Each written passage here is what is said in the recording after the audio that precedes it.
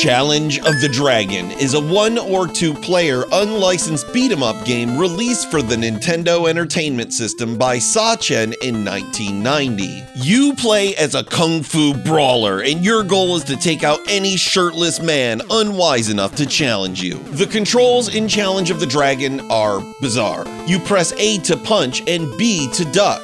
Yeah. B ducks. Holding A will unleash a series of 3 punches, while pressing down and A at the same time will perform the same combo while ducking. So down also ducks, sometimes. Pressing A and B at the same time will unleash a jump kick. As you progress through Challenge of the Dragon, you'll come across doors which will send you to a platforming section, which is kind of odd considering the only way to jump that I found was to jump kick, so you'll have to jump kick from platform to platform. There are power-ups hidden in these little vases that you'll have to destroy to reveal. These power-ups include the Band-Aid, which will heal you, these circle thingies, which will give you a 1-up if you collect 5 of them, then there's this thing and this thing, which must do something, but I honestly have no clue what they do. In the early levels, I found the best strategy for taking down enemies was to stand my ground and punch wildly, but later in the game, the enemies have weapons which have a greater range than your fists, so jump kicking seemed to be the only viable option. At the end of each stage, there's a boss fight. These bosses can kill you super quick since you don't seem to have any sort of invincibility or iframes after taking damage, so they can just smash you across the screen until you're dust. The only way I made it past any of these bosses was to cheese them by getting them stuck in a loop or by cornering them and just wailing away. Challenge of the Dragon is overwhelmingly difficult. The enemies seem to take a random number of hits to kill. Sometimes they die in a single punch, while others are like living, breathing T-1000 Terminators, which take forever to defeat. The platforming gets pretty ridiculous too. Calling the controls imprecise is being generous, and you'll have to avoid falling logs, whatever the heck these things are. Oh, okay, the game glitched and now I seem to be stuck in the floor. Surprise boulders, and these rotating platforms, which are an absolute nightmare. Oh, wait, hang on a second. My wife is calling me. Hello? Hey, honey. I just wanted to let you know that you're reviewing the wrong game.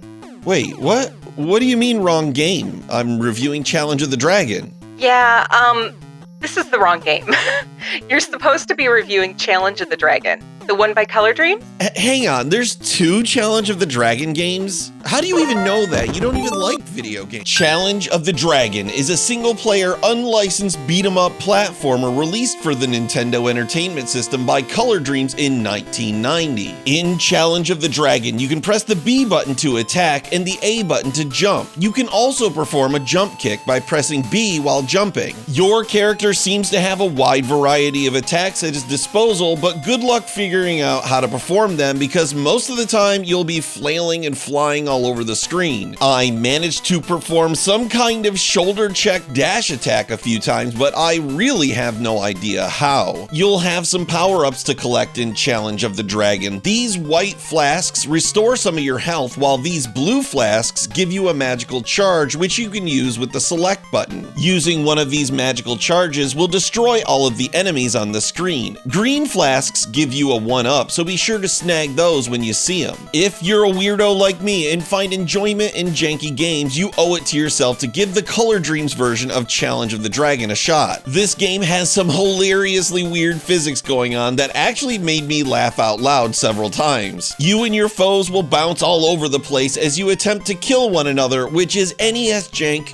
at its finest. Challenge of the Dragon isn't the most challenging game in the traditional sense, but the jankiness does add to the challenge as the enemies can occasionally bounce you straight into a pit. You'll find yourself fighting indescribable pink beings, what I think are green knights, ninjas throwing stars, ninjas throwing bombs, and some pretty ruthless skeletons. You'll occasionally have a boss fight as well, or at least what I think are boss fights, like against this disappearing magician, what may be described as a green dragon, and this giant club-wielding guy who causes boulders to fall everywhere and shatter. If you manage to make it through all 10 levels, you'll finally take on the final boss, Demi-Wind, the evil girlfriend kidnapping wizard whose primary attack consists of throwing popcorn at you. If you manage to beat the game, it gives you the option to continue by pressing A and start, which was kind of interesting, but it erases your score and starts you at the beginning of the final level again, so it's kind of like, what's the point? Man, I feel so embarrassed that I started reviewing the wrong game. I mean, who knew there were two unlicensed NES games that came out within a year of each other, both named Challenge of the Dragon, and the best move in both games is the jump kick? Well, I guess I do now.